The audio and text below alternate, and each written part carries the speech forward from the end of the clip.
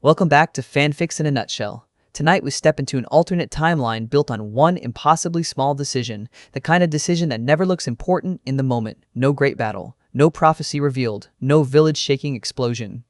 Just a lonely child, lying awake in the dark, hearing something monstrous breathing beneath his ribs, and choosing not to run from it. So here's the question that changes everything. What if Naruto met Kurama not through rage, not through desperation, not through war, but through kindness? What if the first bridge between them was not force, but recognition? Because if that happens years earlier than it should, then the story we know does not merely bend. It begins to rebuild itself from the inside out. Naruto Uzumaki had been hearing it for as long as he could remember. Not words, not language, just a sound. A low, hateful rumble. A growl with weight behind it. Something ancient, something wounded, something that lived in the dark corners of his mind and scraped at the edges of his sleep. Some nights it was faint, buried so deep that he could almost pretend it wasn't there. Other nights it rose like a storm behind a locked door, heavy with anger, sharp with pain, so full of loneliness that even a child could feel it without understanding it. And Naruto understood loneliness better than most children ever should. By the time he was 7, he already knew the rhythms of rejection. He knew the cold pause that followed when he entered a room. He knew the looks adults gave him when they thought he wasn't paying attention. He knew the sting of classmates dismissing him, the humiliation of failure, the ache of trying to laugh loudly enough to drown out the feeling that somewhere, in some fundamental way, the world had decided he did not belong in it. He was the dead last at the academy, the loud one, the nuisance, the boy people judged before he even opened his mouth. And yet, for all that, Naruto remained something very few people ever noticed. He remained kind. That is the key to this timeline. Not his strength, not his destiny, not the fox inside him, his kindness. Because kindness, in the wrong hands, is dismissed as softness. But in the right moment, it becomes a force capable of rewriting history. One night, after another miserable day at the academy, Naruto lay awake staring at the cracks in his ceiling. He had done badly on a test again. Iruka had been disappointed. Sasuke had won the sparring match again. The village still looked at him the way it always did. The growl in the back of his mind was louder than usual, restless and raw. And maybe that was why he finally did it. Maybe it was exhaustion. Maybe curiosity. Maybe the simple fact that when you are lonely enough, even something frightening begins to feel preferable to silence. Naruto closed his eyes, reached inward the only way a child can, without method, without training, without understanding, and thought a single word. Hello? The growling stopped, not vanished, paused. The silence that followed was so sudden it felt unnatural, as though some massive creature had turned its head and focused on him for the first time. Naruto waited. Nothing happened. He let out a breath, opened his eyes, and found that he was no longer in his bedroom. He was standing knee-deep in filthy water, in a cavern so vast it seemed to swallow light itself. The air was heavy. The ceiling vanished into darkness, and ahead of him stood a gate, massive, black, sealed. Its bars were thick as ancient tree trunks, and behind them something moved. At first it was only shape and shadow. Then came the eyes. Red, enormous, rimmed in hatred so old it barely resembled emotion anymore. A monstrous fox stepped forward from the dark, tails swaying behind it like living storms, teeth bared, fur rough and dimly orange beneath the gloom. It was not merely large, it was overwhelming. It filled the space with presence alone, like a mountain deciding to glare back. For most people, that would have been the end of the story. Terror, panic, withdrawal. But Naruto, even then, was strange in the ways that matter most. He looked up at the beast and asked, almost plainly, "So you're the voice in my head?" The fox's answer rolled through the chamber like distant thunder. Low, abrasive, dangerous, and in that moment, the first bond between them was not trust, it was recognition. Naruto had spent his whole life being looked at like a problem. The fox looked at him with disdain. Naruto knew that expression, he had seen it before, and because he knew it, because pain always recognizes pain faster than joy recognizes joy, something unusual happened. He did not see only a monster. He saw anger covering hurt. The fox demanded that he leave. It pushed him out of the space with a burst of force and returned him to his bed as if dismissing a pest. And that should have been the end of it. It wasn't. Because Naruto came back the next night, and the next, and the next. This is where everything changes. In the original shape of a story like this, Naruto and the Ninetales are enemies trapped in the same body. Two disasters forced into proximity until war and survival drag them toward understanding. But in this timeline, that process begins in childhood. In quiet nights no one else sees. There is no witness to it, no teacher, no prophecy, no grand ceremony.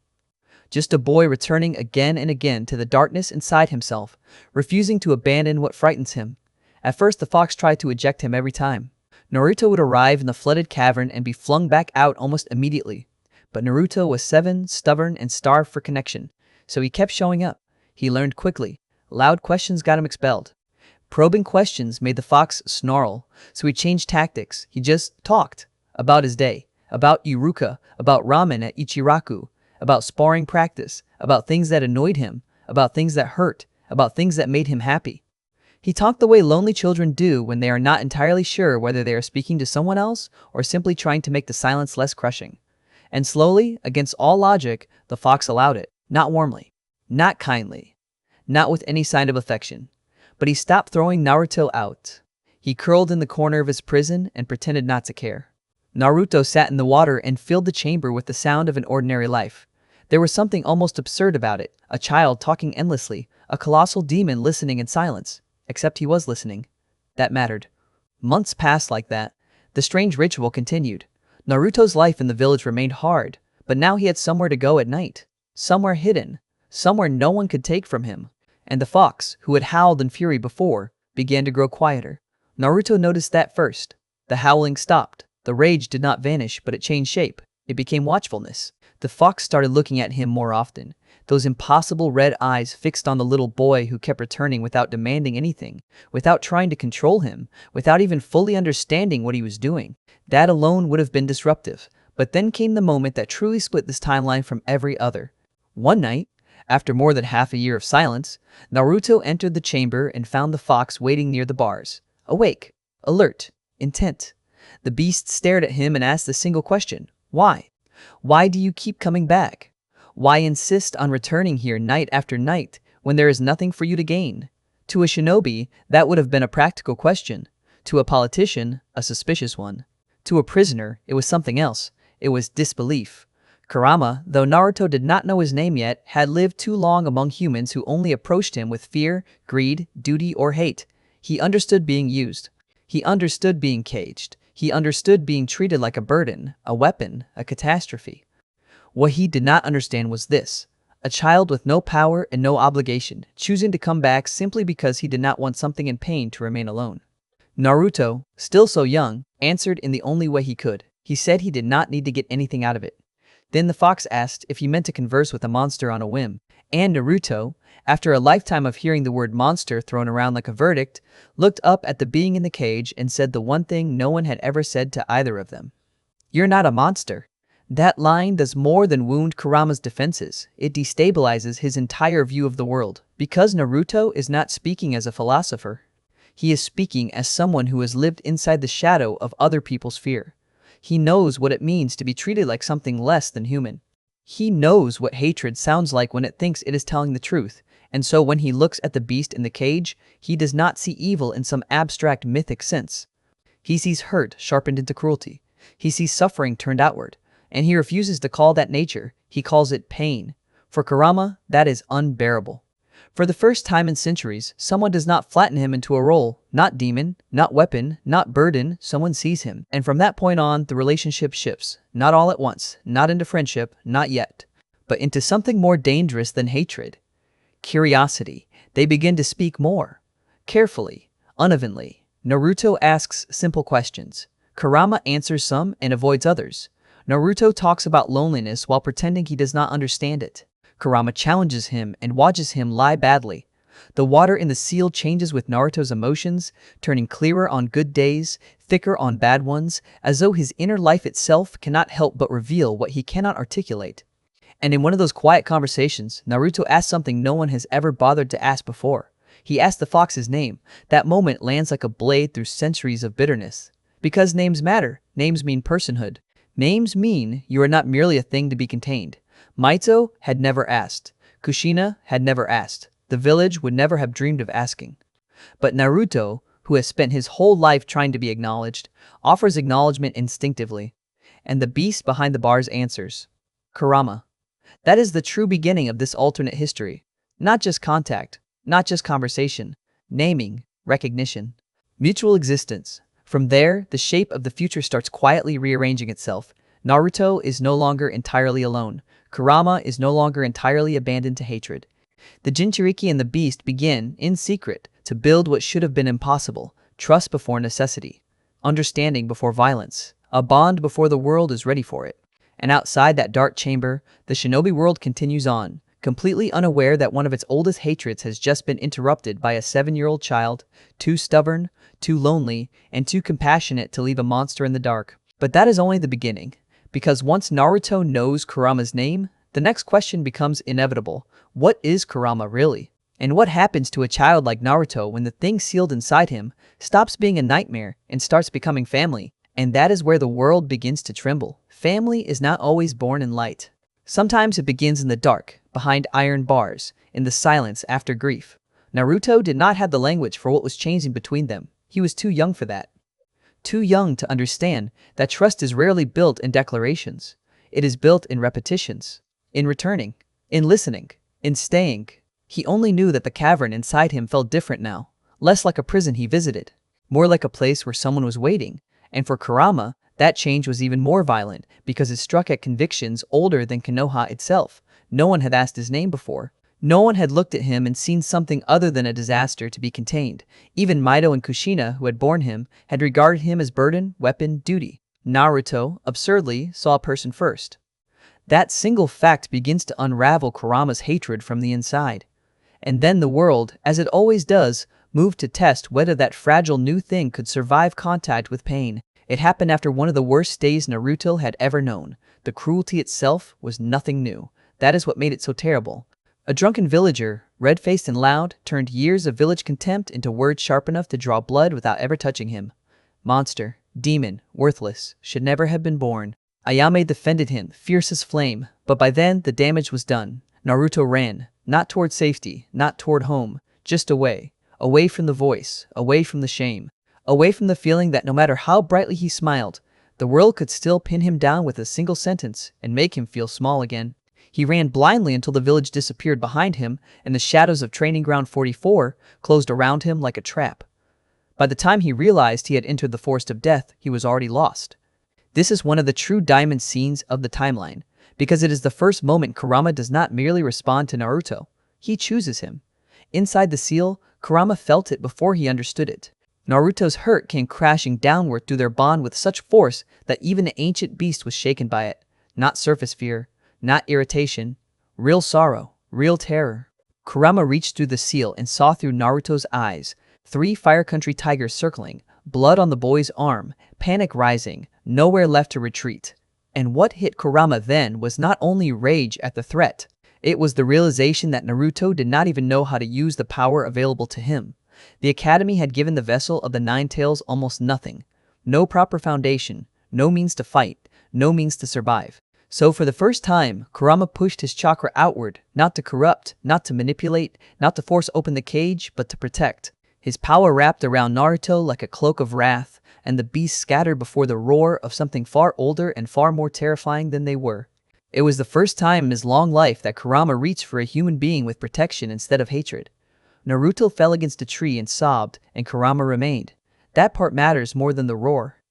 Power can frighten. Protection changes people. Kurama formed only a shade of himself, a red chakra echo little larger than a horse, but to Naruto it may as well have been the whole universe kneeling beside him. The fox curled around him, not physically, not fully, but in a way that still felt real enough to shelter. Naruto apologized through tears, blaming himself for running, for getting lost, for being weak, for all the things frightened children blame themselves for when the world has been cruel. Kurama interrupted him with a question so simple it cut deeper than comfort ever could. Did the man matter? Was he Iruka? Was he Tuchi? Was he Ayame? No. Then why should his words weigh more than the people who loved him? Naruto had never been given permission to sort cruelty by worth before. He had simply endured all of it, as though every stranger's hatred carried equal authority. Kurama, with the blunt wisdom of someone who had survived centuries of contempt, taught him his first true lesson. Not every voice deserves a throne inside your head. That lesson changes Naruto immediately. Not outwardly, not all at once. He is still an 8-year-old child. He still hurts. He still wants to be seen. But now, there is structure inside his pain. A way to push back. A way to weigh what is said against who is saying it. That is the beginning of emotional discipline. And in this timeline, Naruto learns it not from Iruka, not from Kakashi, not from Jiraiya, but from Kurama. Then the scene deepens. Because Naruto, who cannot bear to only receive comfort, asks the question children ask when they love someone and do not yet realize the danger of the answer. What scares you? Kurama, ancient and bitter and proud, admits something he has scarcely admitted to himself. He is losing his siblings. One by one, the other-tailed beasts have been vanishing from his senses. Not dead exactly, perhaps, but dimmed, constricted, taken. That revelation broadens the story overnight. Until now, Naruto and Kurama have existed in an intimate tragedy, one child and one prisoner learning how to trust. But now the horizon widens. There is a larger danger moving across the world, something methodically reaching for Bijou, and Kurama can feel it long before the shinobi nations understand what is coming. Naruto, hearing this, does not react like a child being told a frightening story. He reacts like someone hearing family is in danger. He asks about them, wants their names, wants their stories. He makes Kurama remember them not as assets or weapons but as kin. That is a radical act all its own. And then comes the promise. That promise is, in many ways, the true divergence point of the whole saga. Naruto sits before the bars, thinking with a stillness unusual for him. Kurama expects distress, or perhaps helpless anger. Instead, Naruto looks up with a kind of iron in his eyes that should not exist in someone so young, and says he will stop whoever is doing this. Kurama laughs at first, because what else can he do? The hunters of Bijou would be gods compared to an academy failure. But Naruto does not retreat. He says he will get stronger. Stronger than everyone. Strong enough to become Hokage. Strong enough to protect the people he loves. Strong enough for this too. And when Kurama presses him, asks whether he means whatever it takes, Naruto touches the fur of his snout and answers with absolute certainty. He means every word. Kurama, for perhaps the first time since the Sage of Six Paths, believes in someone immediately and without reservation, and in that moment, he decides to help. This is where the alternate timeline becomes irreversible. Because from here, Naruto is no longer simply enduring childhood. He begins preparing. He wakes the next morning with the thrill of purpose racing through him. Training, real training, awaits. But Kurama does not begin with flashy jutsu or dramatic transformations. He begins with foundations. And this is one of the smartest turns in the story because it shows exactly how different Kurama's influence is from the shinobi world around Naruto. He does not look at Naruto and see raw power to be sharpened into a weapon. He sees a neglected child. So his first lessons are almost painfully basic. Life skills, discipline, routine, the kinds of things parents should have taught and the village never bothered to provide. Cooking, cleaning, order, observation, patience, bodily awareness. Kurama understands something the academy does not. You cannot build a stable shinobi on top of emotional neglect and practical chaos forever. If Naruto is to become strong enough to challenge the darkness coming for the Bijou, then he must first become rooted. That changes him in ways nobody notices at first. He becomes a little harder to shake, a little less sloppy, a little more attentive. He still grins too wide, still talks too much, still crashes into rooms like a storm trying to be friendly. But behind that, something steadier is growing. He begins understanding that strength is not only impact, it is repetition, restraint, the ability to govern yourself before trying to change the world. Kurama, for all his violence, teaches Naruto control before aggression. There is irony in that. There is also tenderness. And politically, quietly, the danger begins here too. Because a Naruto shaped by early partnership with Kurama is not just stronger. He is less governable by fear, less likely to internalize version of him, less desperate for approval at any cost. A child who still longs for acknowledgement is one thing. A child who has found private worth beyond public judgment is another entirely. Villages can manage reckless assets. They struggle with people who know who they are. Somewhere else in the village, unseen by Naruto, consequences are already moving. A white-haired jonin with one eye and too much buried anger makes a drunken man kneel for threatening the boy.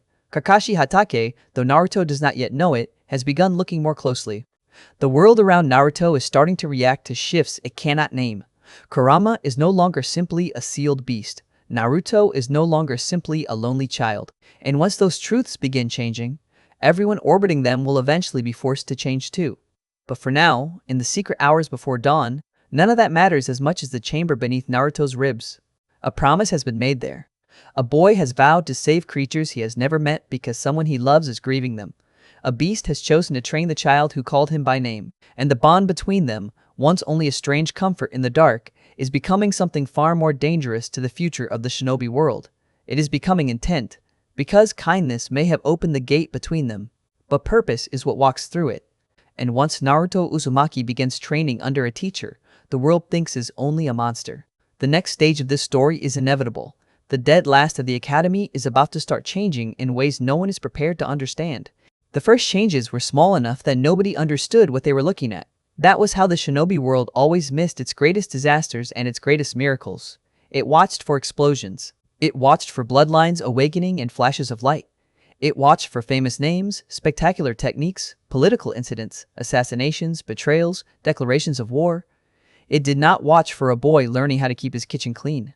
It did not watch for a child on a tiny stipend teaching himself restraint because an ancient beast inside him insisted that discipline mattered. It did not watch for ramen cups slowly disappearing from a cluttered apartment, replaced by rice, broth, knives, a pot, a cutting board, and 13 shopping bags worth of things Naruto had never thought to own. But those were the signs. That was where the future was already moving. Kurama had made his decision, and from that point onward, he did not train Naruto like a weapon. He trained him like someone meant to survive long enough to become whole.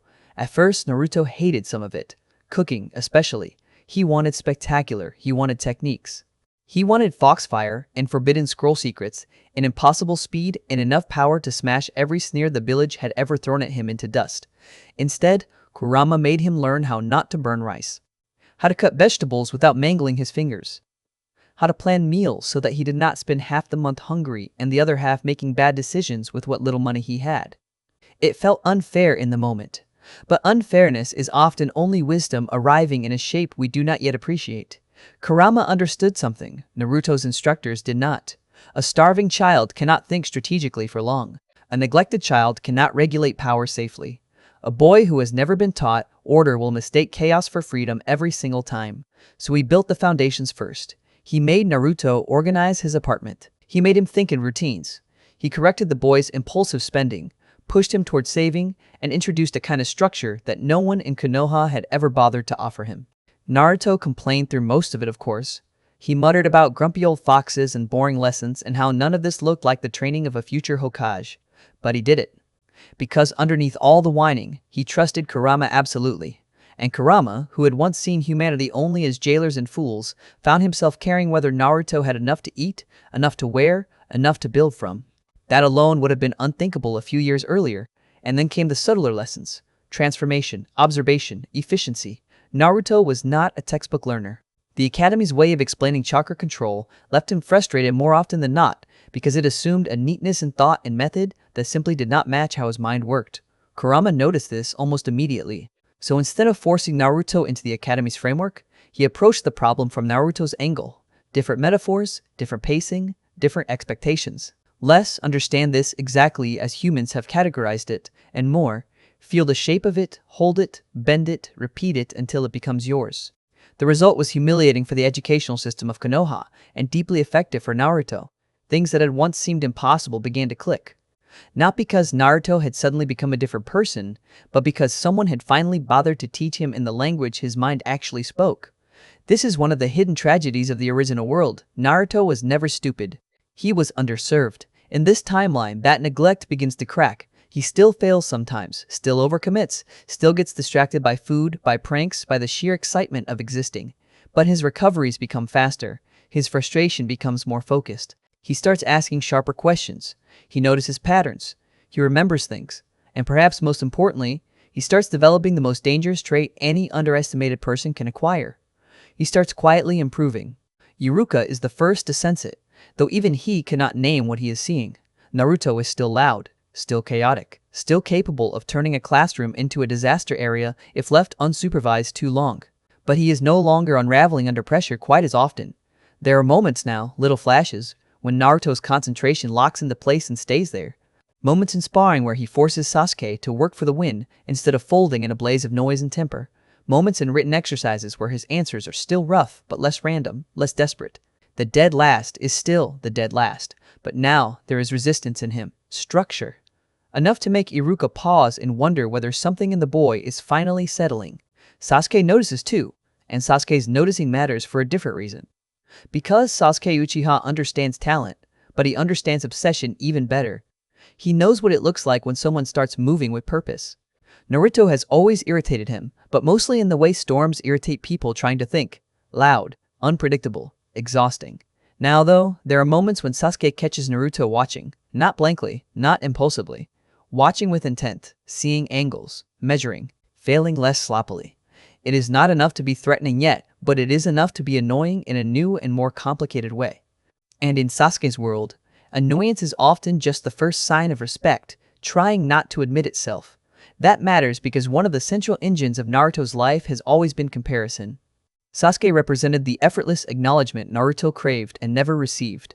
In canon, that creates a rivalry powered by insecurity and admiration. Here, something more interesting begins to form. Naruto still envies Sasuke, yes. Still wants to beat him, yes. But now he is no longer chasing only a symbol. He is building toward a standard. Kurama's presence has changed the emotional quality of the rivalry. Naruto does not need Sasuke's existence to prove his own anymore. He wants to surpass him, but the want is becoming directional rather than desperate. That shift, subtle as it is, will later save both of them from darker versions of themselves. Sakura, meanwhile, is too young to fully understand the difference, but she feels it all the same. Naruto is still Naruto, still impossible, still exhausting, still prone to doing 10 unnecessary things in the time it takes a normal person to do one useful thing. But there are now flashes where he says something unexpectedly observant and then immediately ruins the effect by grinning too hard. Flashes where he stops to help instead of trying to impress. Flashes where his emotional reactions do not spiral as far as they used to. She does not know yet that these are the early signs of depth. She only knows that sometimes, increasingly often, Naruto feels less like a joke and more like a mystery. And mysteries are dangerous, especially in stories shaped by war. But even as Naruto changes outwardly, the deeper transformation remains inside. The nights with Kurama continue. That chamber beneath the seal has become the truest place in Naruto's life. The water still reflects his emotions clean and cool on good days, heavy and foul when pain runs too deep, and Kurama watches all of it with the wary, growing attention of someone who has started caring against his own better judgment. Their conversations grow wider. Naruto asks more about Baijuyu, about chakra, about the world before hidden villages. Kurama answers selectively, but each answer gives Naruto a scale no academy child should possess. He is beginning to understand that the world is older than Konoha, older than its laws, older than the stories used to justify its cruelty. He is learning history not from books, but from something that lived through it, and that education comes with consequences. Because once Naruto knows that Kurama is one of 9, once he knows there are other tailed beasts out there and that they are disappearing one by one, his dream of becoming Hokage changes shape. It is still personal. He still wants the village to see him, still wants acknowledgement, still wants that impossible ache in his chest to finally quiet. But layered over that now is something larger and more dangerous: responsibility. He has made a promise, and children take promises with a seriousness adults often underestimate.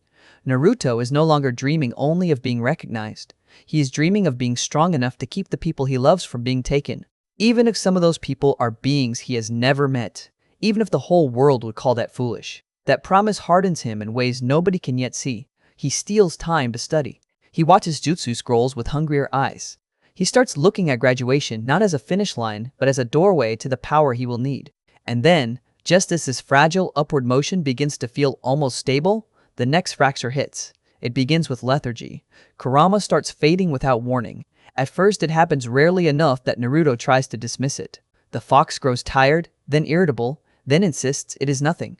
But Naruto knows Kurama too well by now not to hear the lie inside the dismissal. Something is wrong. Some nights the great beast can barely hold his head up. Some nights his voice drags like something heavy is pulling at it from far away. Naruto worries, asks questions, presses, but Kurama deflects every time. There is too much pride in him still, too much instinct to conceal weakness. So, Naruto waits and watches and tries not to panic. But dread is a hard thing to hide when the one person who has become your secret center starts slipping. Then one morning, just before the school year ends and only weeks before Naruto's birthday, the truth arrives like a knife. He wakes in pain. Not ordinary pain, not sore muscles or stress or the ache of sleeping wrong. His seal burns. The skin over it turns hot and furious red, chakra hissing through fabric hard enough to eat at his shirt. He tears it away and presses trembling fingers against the mark on his stomach, and what he feels is unmistakable. Kurama's chakra, but wrong, twisted, agitated, hurt, fighting something Naruto cannot see. He tries to descend into the seal and is thrown back instantly, not by malice, but by fear and protection. Kurama has not shut him out like that in years. Naruto goes cold all over. There are some forms of danger that bypass panic and become clarity. This is one of them. When he forces his way down the second time, the chamber is unrecognizable. The water is gone. In its place is something thick, boiling, bruised in color, and choking the air with foul miasma. The seal space itself feels sick, corrupted. And in the middle of it, behind the bars, Kurama is thrashing, not raging, suffering. The sight hits Naruto with a force no battle ever could. Kurama's massive body convulses.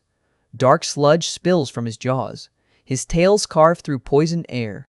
He coughs as though trying to expel something impossible, as though sickness has reached even a being made of chakra and memory. Naruto screams his name, runs to the gate, tries to force himself through the bars, but the seal does not allow it. He can do nothing but watch the first real terror of his life take shape before him. Because this is the moment Naruto learns a truth that will define everything to come. Loving someone means discovering just how unbearable your own helplessness can be.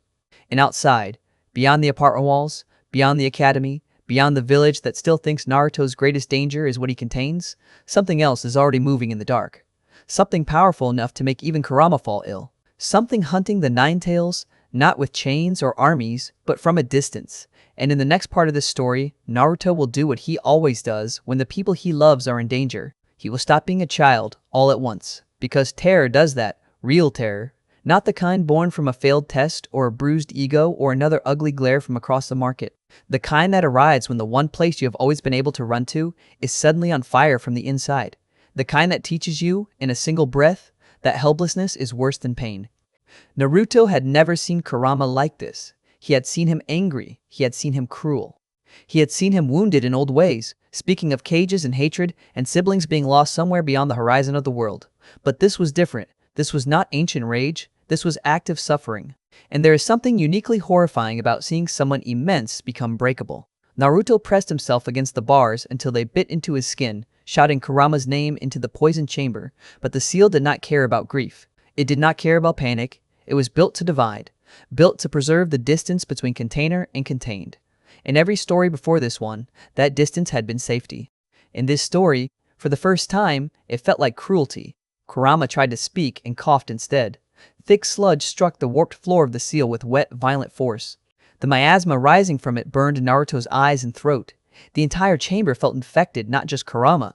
That was what made it worse. The sickness was in the system, in the structure. The world beneath Naruto's ribs had become hostile to the one person inside it who mattered most to him. And Naruto did the first truly dangerous thing of his life. He stopped panicking and started thinking. Not clearly, not elegantly, not like a grown strategist standing over maps. He was 10 years old, terrified, shaking, and one breath away from tears. But terror sharpened him. It forced him into a kind of focus children are never supposed to need. Kurama was sick. The seal was wrong. The poison in the chamber was not random. It meant something had gone wrong in the connection between them, in the architecture of the prison itself. Naruto did not know exactly how seals worked, but he knew enough now from months and years of listening, from training, from paying attention, to realize this was not a battle he could brute force with emotion. If Kurama was going to live, Naruto had to understand what was happening. Kurama, even in pain, tried to protect him from the truth of it. That was the cruelest part. He pushed Naruto back the first time because he did not want him near the corruption spreading through the chamber. Even half delirious, he was still trying to shield him, still choosing him. That knowledge hit Naruto like a blade. He had no room left for childish helplessness now. No room for waiting on adults who did not know, or authority figures he could not trust to see Kurama as anything but an asset or a disaster. If he told the village, they would not save Kurama. They would secure the Nine Tails. Those were not the same thing. And Naruto, because of the bond they had built in the dark, understood that difference with painful clarity. So he made the only choice this version of Naruto ever could. He decided to save Kurama himself. This is the point where the alternate timeline hardens from emotional divergence into political danger. Because until now, Naruto's changes have lived mostly in private. A stronger interior life, better discipline, and earlier bond with Kurama, subtle shifts in rivalry and self-worth. But the moment he decides to act alone to preserve the being sealed inside him, Naruto becomes something Konoha is not prepared to control. He ceases to be merely a Jinchuriki developing unusually. He becomes an autonomous protector of the Nine Tails life. And the village, had it understood that, would have feared him for exactly the wrong reasons. Naruto tore himself back to waking and staggered out of bed into the dim gray edge of morning. His seal still burned, his shirt hung ruined.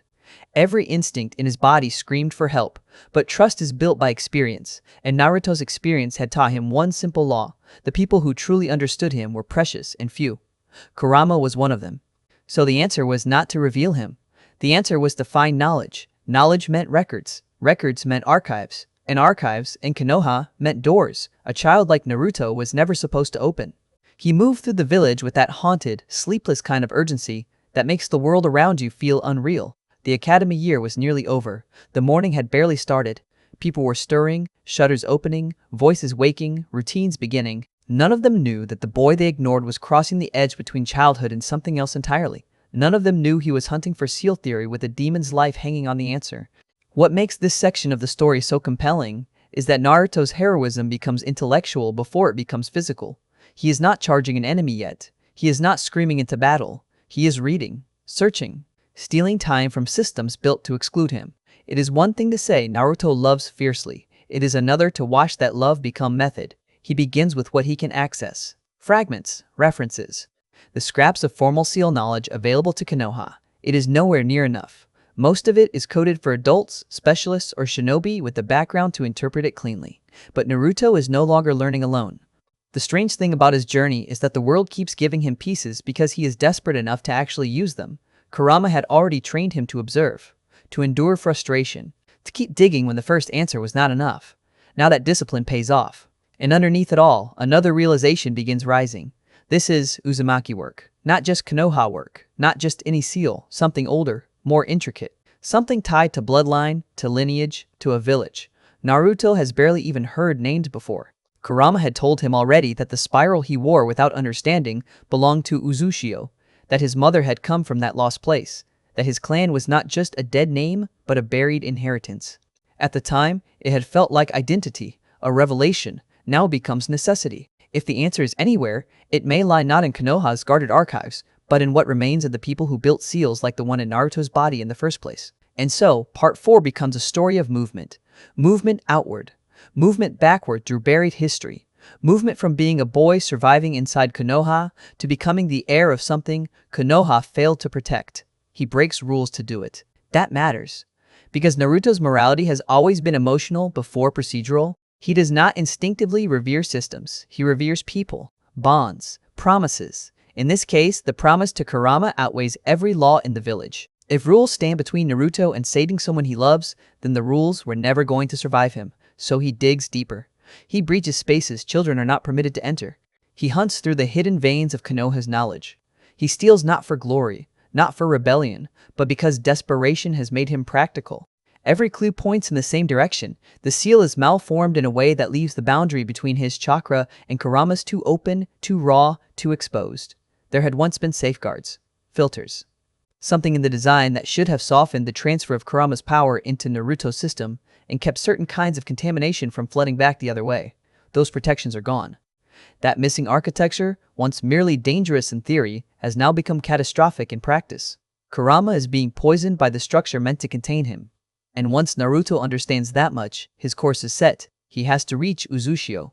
This is the emotional turning point of the entire middle act, because the decision is larger than travel, larger than research, larger even than saving Kurama. Naruto is choosing, perhaps for the first time consciously, to trust the inheritance inside him over the institutions around him. He is choosing the dead clan over the living village, choosing a lost home over the one that raised him in neglect. It is not betrayal, not yet, but it is a form of awakening. Konoha did not teach him what he needed to know. Konoha did not tell him who he was. Konoha did not protect the thing inside him that had become family. So Naruto turns toward the silence of a fallen nation and hopes the dead will be kinder than the living. That choice is as strategic as it is emotional. If there is a repository of Uzumaki sealing theory, if there are records of how these prisons were built, then the answer may lie there. And because this story understands tension so well, the journey is not framed like a grand adventure, it is framed like time running out. Every hour Kurama weakens, the pressure grows. Naruto is no longer chasing dreams. He is racing a collapse. Inside the seal, Kurama fades in and out. That may be the most painful detail of all. There is no final speech here, no long dramatic exchange before departure. Their bond has already moved beyond the need for elaborate declarations. Naruto knows Kurama is afraid. Kurama knows Naruto is leaving to save him. What passes between them is not theatrical. It is deeper. It is trust under strain. The kind that does not need to ask whether the other will return. It only hurts because both already know the answer matters too much. So Naruto prepares, not like a child sneaking out for mischief, like someone crossing a threshold. He gathers what he can carry. He takes what knowledge he has stolen. He pieces together direction from fragment and instinct, and the strange pull of legacy beginning to answer him. This is no longer just Naruto Uzumaki Academy dead last, running on heart and stubbornness. This is the first hint of something much more dangerous to the future of the shinobi world. A Jinchuriki who will cross borders, defy villages, and rewrite ancient seals for the sake of one life the world told him to fear. And when he leaves, he does not leave as a runaway. He leaves as an heir. Because somewhere beyond the sea, in the bones of hidden whirlpool, answers are waiting among the dead. And in the next part of this story, Naruto will discover that blood remembers, ruins can choose, and the legacy of the Uzumaki was never as buried as the world wanted to believe. He leaves as an heir. Not because anyone crowns him, not because Konoha finally looks at him and sees what he is worth, not because some long-buried elder steps from the shadows to whisper that the blood of Uzushio remembers its own. He leaves because there is no one else. That is the real beginning of Part 5. Not the road, not the sea, not the ruins waiting beyond the horizon. It begins in the private, brutal knowledge that when the person you love is dying and no one around you can be trusted to save them, childhood ends. Obligation takes its place. Naruto does not have the luxury of a farewell. He cannot go to Iruka and explain. He cannot knock on the Hokage's door and ask for permission to investigate a seal whose failure could expose too much. He cannot stand in the middle of Konoha and say that the Nine Tails is not just alive inside him but hurting, poisoned, frightened, and worth saving as himself rather than as a military resource. The village would hear only fragments. Nine Tails, seal, threat, containment. They would move to secure power, not preserve personhood. And Naruto, because of everything that has happened between him and Kurama, knows that with painful certainty, so he chooses silence, not cowardly silence. Protective silence. He moves through Konoha like a ghost wearing the body of a 10-year-old boy. He gathers what little he can, food that will keep, water, stolen scraps of information. A sense of direction stitched together from archive fragments, Kurama's earlier stories, and instinct deeper than logic. The village around him does not understand what is changing. Shutters open, merchants prepare stalls. Shinobi move along rooftops under the color of routine. No one imagines that Naruto Uzumaki is about to cross from neglected child into something much more dangerous, a person acting on bloodline, love, and independent judgment all at once. That combination has toppled nations before. What makes this section so powerful is that Naruto is afraid the entire time, not performatively, not in some dramatic burst that vanishes under a grin. Real fear, fear of distance, fear of failure, fear that he will come back too late and find Kurama gone, reduced to an absence inside him so vast it hollows his bones. Fear that he does not know enough, is not strong enough, is not old enough, that all his stubbornness and heart will finally meet a problem too large to move. And yet he goes. That is courage in its clearest form. Inside the seal, Kurama drifts in and out. Some moments Naruto can still feel him, like a wounded furnace burning through poisoned air. Some moments the connection dims so abruptly Naruto has to stop walking just to breathe through the panic. There is no final comforting conversation before departure, no grand blessing. Only that terrible and intimate trust between them. Naruto will not stop, and Kurama knows it. Kurama cannot guide much now, but his very existence has already pointed Naruto forward. That is enough. The journey itself strips him down. Konoha had always been the edge of his world. The farthest he had gone under ordinary circumstances was hardly more than the village outskirts, academy grounds, training fields, the forest edges where children play at being shinobi before the real thing breaks them open. But now the world extends with every mile, and it is cruel in the way only indifferent things can be. Rain comes hard and cold. The roads turn ugly. Hunger starts making decisions for him. His feet blister. Sleep becomes a dangerous compromise between exhaustion and vulnerability, and still he keeps moving. Because movement is now devotion. There is something almost sacred about that. This child, dismissed as a fool by half the people who know his name, crossing hostile land alone because he refuses to let one ancient prisoner die inside a broken seal. It is absurd. It is reckless. It is profoundly Naruto. And the world, perhaps for the first time, begins answering him in the language of inheritance. The closer he comes to the remnants of Uzushio, the less the journey feels random. Signs appear not as directions written plainly, but as sensations.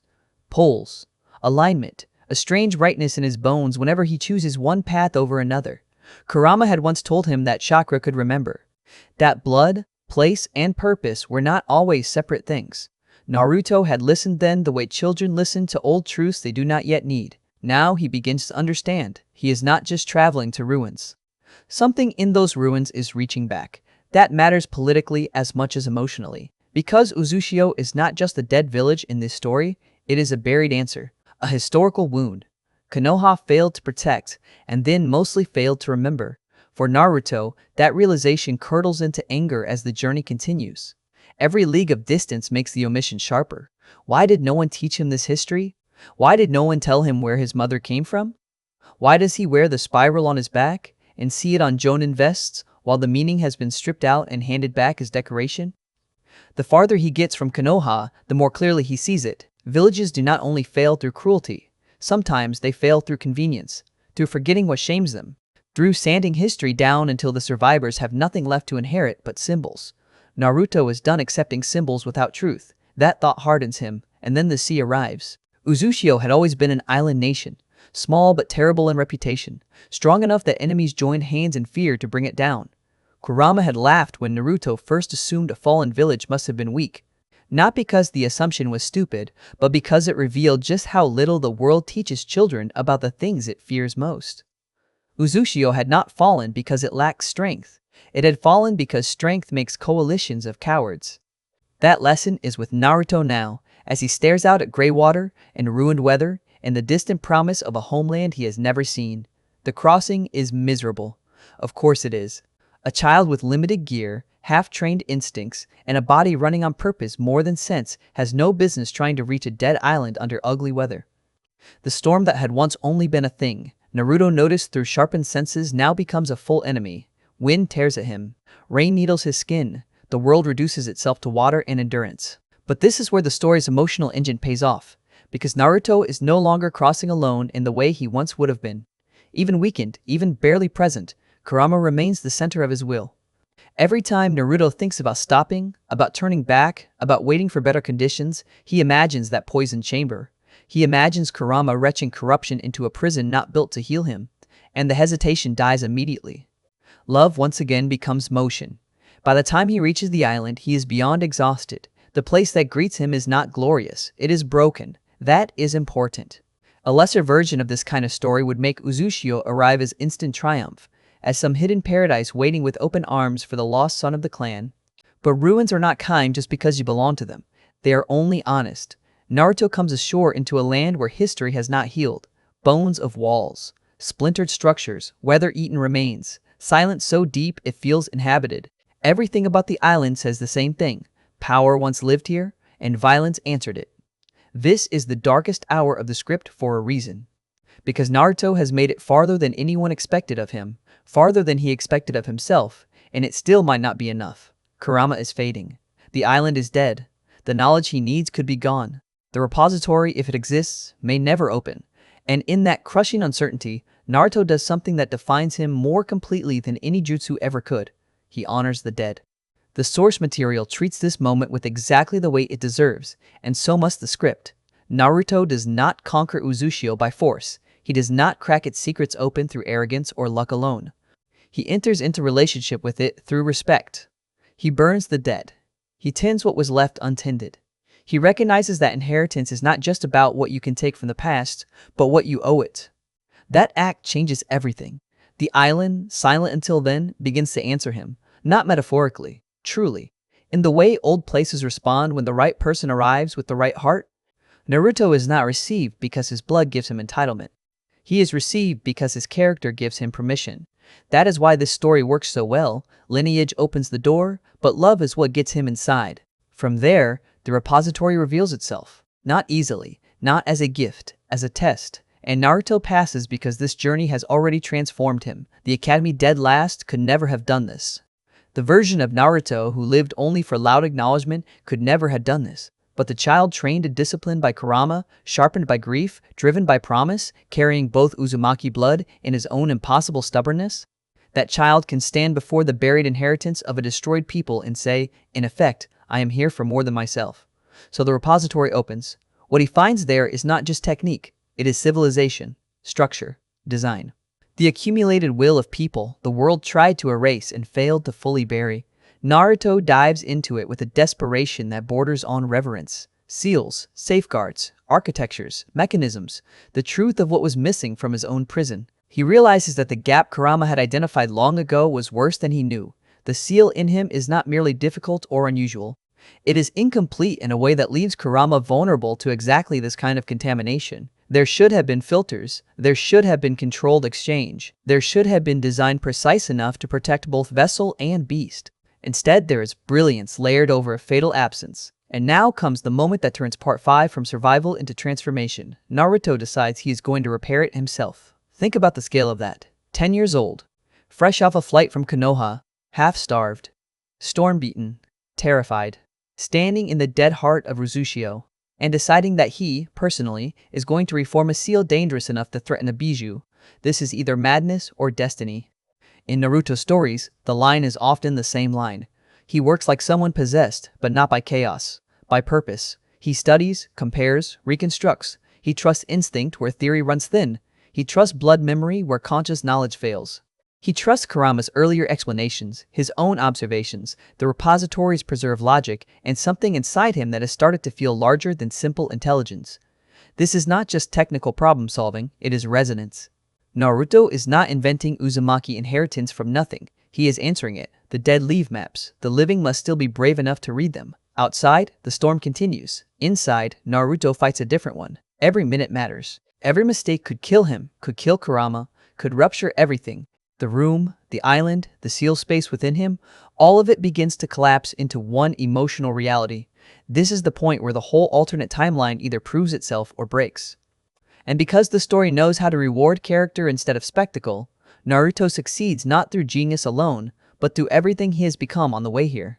Discipline, endurance, love, respect for the dead, refusal to quit, the courage to act while afraid.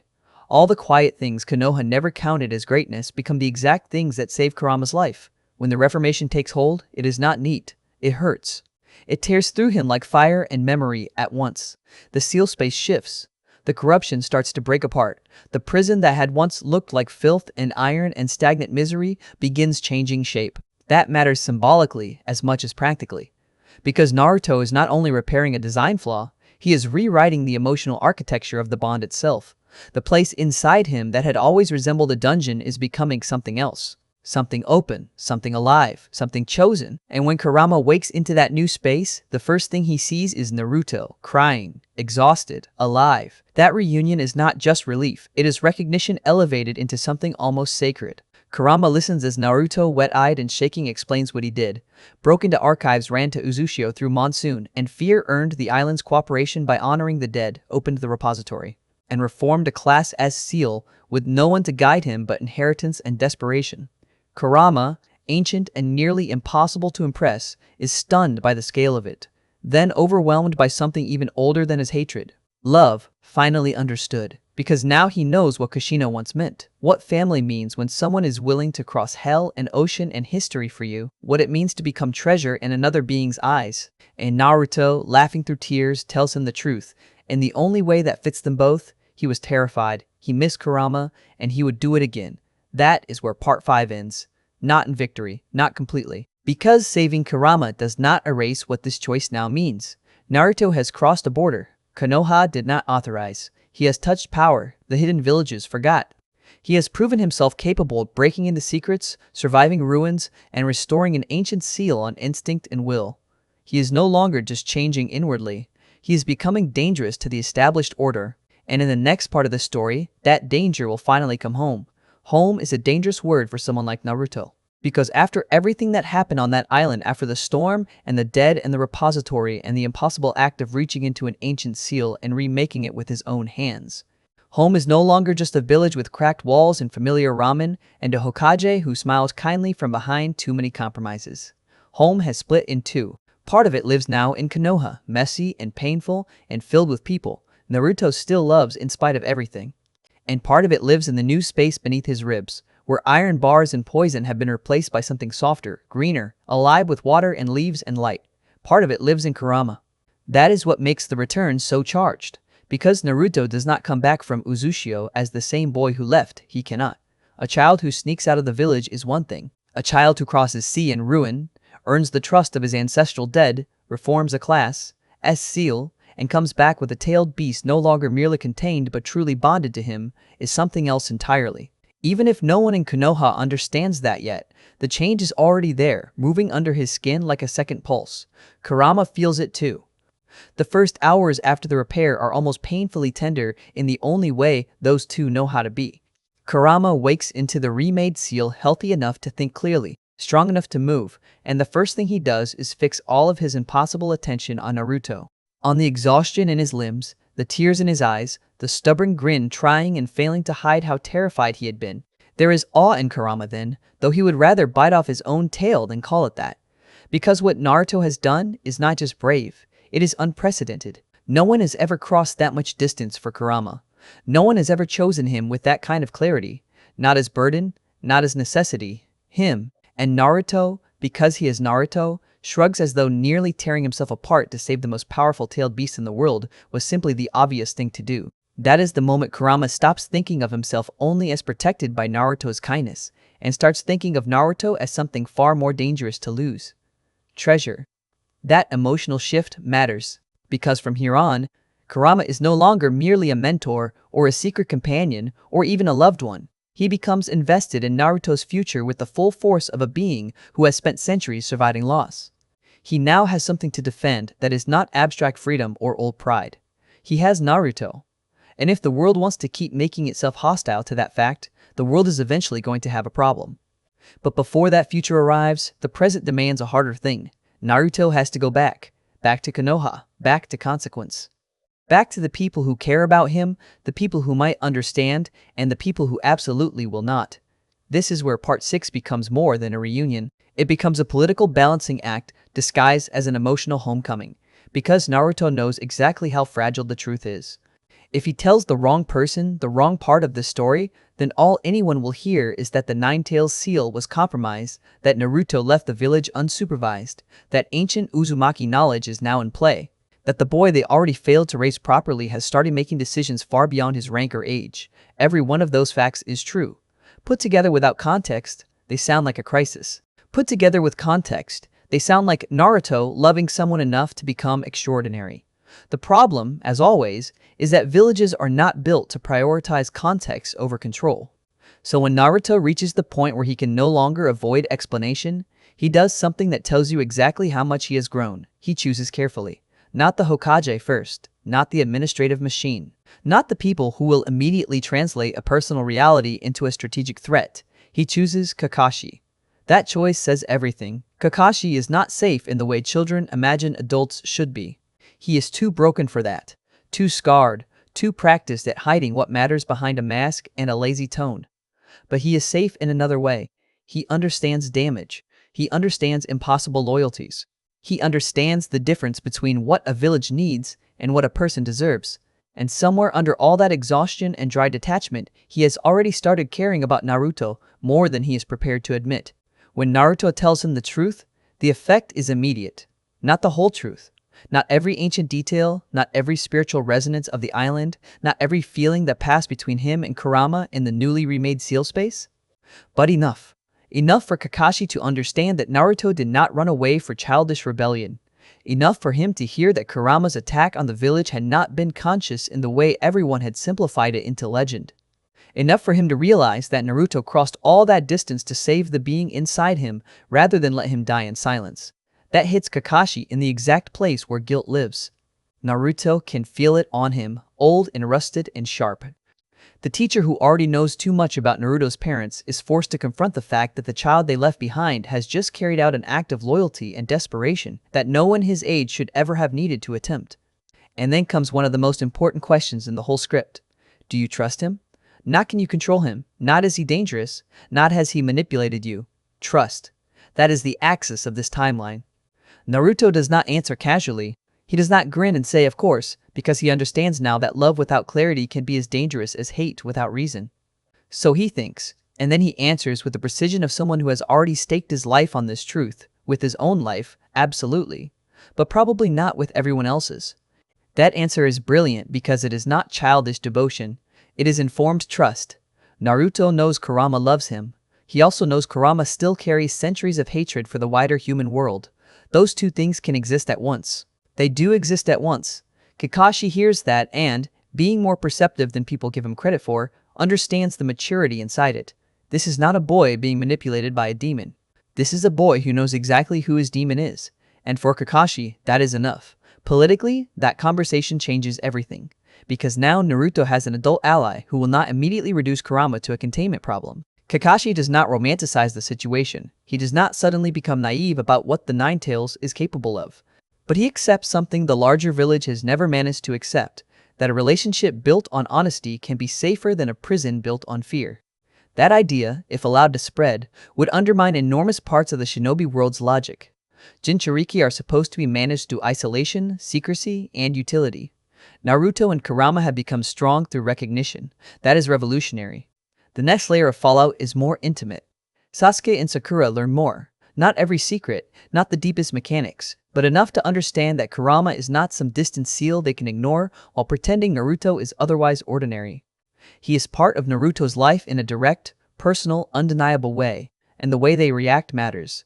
Sakura's questions are not afraid questions, they are curious questions. How does it feel? What is it like? What is he like? Sasuke, predictably, says less.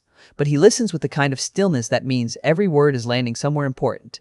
These are not the reactions Naruto feared. No recoil, no disgust, no sudden fracture. His world does not end when the truth starts coming out. It deepens. That is one of the most emotionally satisfying turns in the story, because Naruto has spent years bracing for rejection as the inevitable cost of being known. Part of him still believes that once people see all of him, really see him, they will step back. Instead, the opposite begins happening. The right people step closer. Slowly, imperfectly, and with plenty of confusion, but they step closer. And for someone like Naruto, that changes the shape of destiny more than any jutsu ever could. It also changes Sasuke in ways he will not admit yet.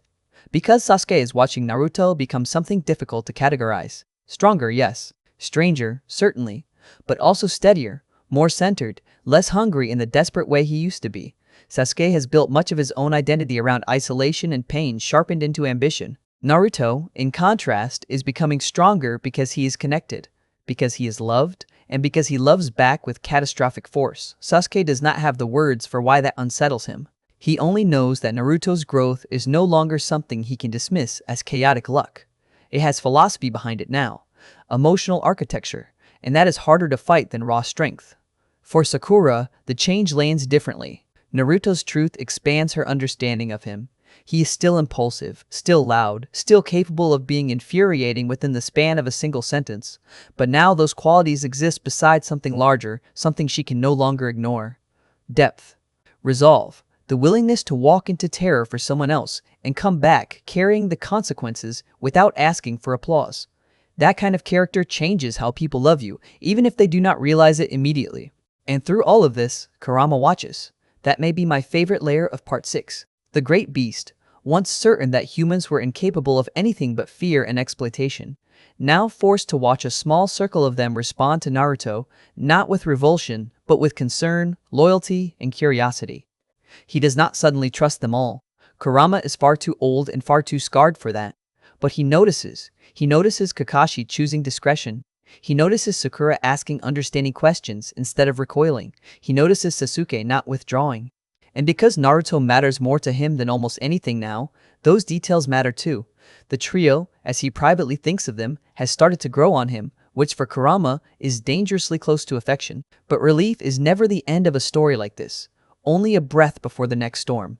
Because by the time Naruto has come home emotionally, he has also crossed a line strategically. He now possesses knowledge Konoha failed to preserve. He has repaired a seal no one in the village even knew was broken in that particular way. He has inherited not just Uzumaki blood but Uzumaki direction. That means the balance around him is permanently altered. The boy the village neglected is now carrying the kind of legacy nations kill for. And somewhere beyond the walls of Konoha, the people hunting Bijou are still moving. Kurama's siblings are still in danger. That promise Naruto made all those years ago in the dark is still alive. So part 6 ends not with closure, but with convergence. Naruto is home, yes. Kakashi knows enough to become an ally, yes. Sasuke and Sakura are stepping closer instead of away, yes. Kurama is healed, stronger, and more bound to Naruto than ever before, yes. But that only means the next phase can begin. Because now the boy who once entered a monstrous prison out of kindness has returned from the ruins of his own bloodline, carrying something far more dangerous than power. He is carrying proof. Proof that monsters can be loved. Proof that prisons can be remade. Proof that the old rules of this world were never as absolute as they wanted everyone to believe. And once a truth like that starts walking through the shinobi world in the body of Naruto Uzumaki, the world itself will eventually have to answer for what it built. And the world does answer. Not all at once. Not with armies marching beneath storm clouds or masked men appearing on the horizon to announce the next age of suffering. The world answers the way it usually does when history has begun to shift beneath ordinary feet. It sends tests, mirrors, warnings disguised as rivals. It places new people in Naruto's path and waits to see whether the boy who changed one ancient hatred can survive what comes next. Graduation arrives wrapped in nerves. For Naruto, it is not merely an exam anymore. It is the first public threshold after everything that happened in secret. Before Uzushio, before the seal repair, before Kakashi and Sakura and Sasuke were allowed closer to the truth, becoming a genin had meant one thing: acknowledgement. Proof that he was not a joke. Proof that all the sneers had been wrong. But now the meaning has widened. Graduation is access. It is movement, missions, experience. The beginning of the strength he promised Kurama he would gather, not for applause, but for protection. That is what makes the night before selection so restless. Naruto lies awake and stares into darkness, not because he doubts his own value anymore, but because value does not erase fear. There is a difference between knowing who you are and being certain the people you love can bear to know it too. Sasuke and Sakura have stepped closer, yes. Kakashi has chosen trust over containment, yes. But old wounds do not vanish just because new love grows over them. Naruto still knows what rejection feels like. He still remembers every cold stare in every shop, every whisper, every muttered insult, every flinch. Some part of him cannot stop asking the old question.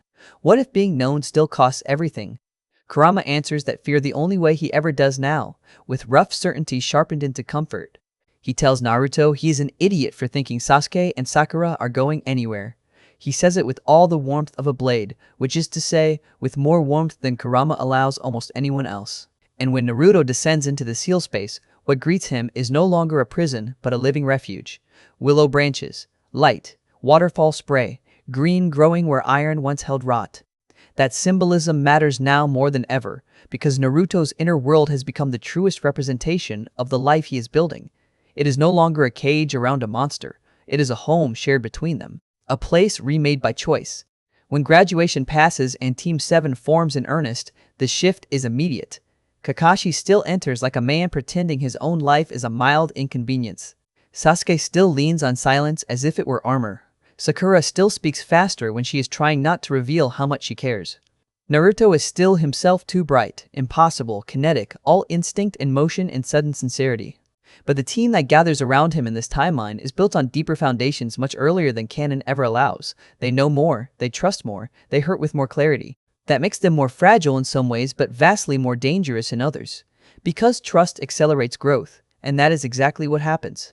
The Bell test, the first missions, the hard conversion from academy students into shinobi, all of it lands differently because Naruto is no longer performing for connection. He already has connection. He has Kurama's constant presence, Kakashi's careful confidence, Sakura's growing faith, Sasuke's unwilling but undeniable recognition. So when pressure comes, Naruto does not flail toward acknowledgement. He reaches toward strategy, cooperation, pattern. He is still the heart of the team, but now his heart has structure around it. Kakashi sees this first and most clearly. That matters because Kakashi has spent most of his life assuming closeness is merely an advanced form of future grief. To watch Team 7 come together this early, this honestly, under a boy carrying the nine tails no less, unsettles old certainties inside him. He expected dysfunction. He expected to spend months dragging them toward coherence with rope, sarcasm, and the occasional threat. Instead, he finds himself watching them align with something almost pack-like. Sasuke positions instinctively around Naruto and Sakura. Sakura compensates where the boys overextend. Naruto, absurdly, keeps becoming the center not because he is the strongest yet, but because everyone around him keeps orienting emotionally toward him without even noticing. Kakashi, who has known enough loss to recognize value quickly, understands before any of them do that this team might become something exceptional. And then the wider world enters the frame. Wave is one kind of trial, brutal, local, intimate. It teaches them what real violence feels like, what adult sorrow looks like when it stops pretending to be principled. It strips romantic nonsense off the shinobi profession and leaves the truth bare. People bleed, people grieve, people make bargains with darkness because the world gives them no clean choices. In a story like this, that mission has to matter, because Naruto's worldview is widening at speed. Sabuza and Haku are not just enemies. They are another version of the same old wound weapon and child, pain and loyalty braided together until neither can survive alone. Kakashi sees it, Naruto sees it too. That is why the mission cuts so deep. It confirms that his story with Kurama is not an isolated miracle. It is one answer to a problem the entire shinobi world keeps recreating. And once Naruto learns to see that pattern, he cannot unsee it. By the time the Chunin exams rise on the horizon, he is already different enough that danger begins announcing itself before it strikes. That is where Gaara enters this script, not merely as a rival, but as a mirror. A dark one. Naruto senses him before he understands him. That unnerving pressure, that warped static in the air around the Sanjinin, that cruelty packed so tightly into silence it feels almost ritualized. Kurama cannot get a clean read, and that alone is warning enough. But Naruto does not need full information to recognize what matters. Something inside Gaara is wrong in a way that feels horribly familiar. Something in him is unstable, isolated, sharpened by pain into a weapon pointed at everything nearby. Naruto does not yet know the details, but the emotional shape is unmistakable. Gaara is what happens when a child carrying something monstrous is given no bridge, no kindness, no one who sees the pain before it hardens into appetite. This is where everything narrows into inevitability. Because all the proof Naruto has been carrying in private is about to be tested in public. He is no longer just the boy who believes monsters can be loved. He is about to stand opposite someone who has never been shown that love and ask what difference it makes. The training before the finals becomes charged with more than the exam itself. Sasuke is recovering, healing, wrestling with expectations and his own escalating hunger not to be left behind. Sakura is watching the board carefully, smarter than anyone gives her credit for, reading not just opponents but fault lines. Naruto is preparing for Neji, yes, but the larger tension of the arena lies elsewhere, because Gaara is becoming impossible to ignore. Every instinct Kurama has starts lifting, hackles raised against an old and familiar scent. Not Kurama's chakra, another's. Another tailed beast.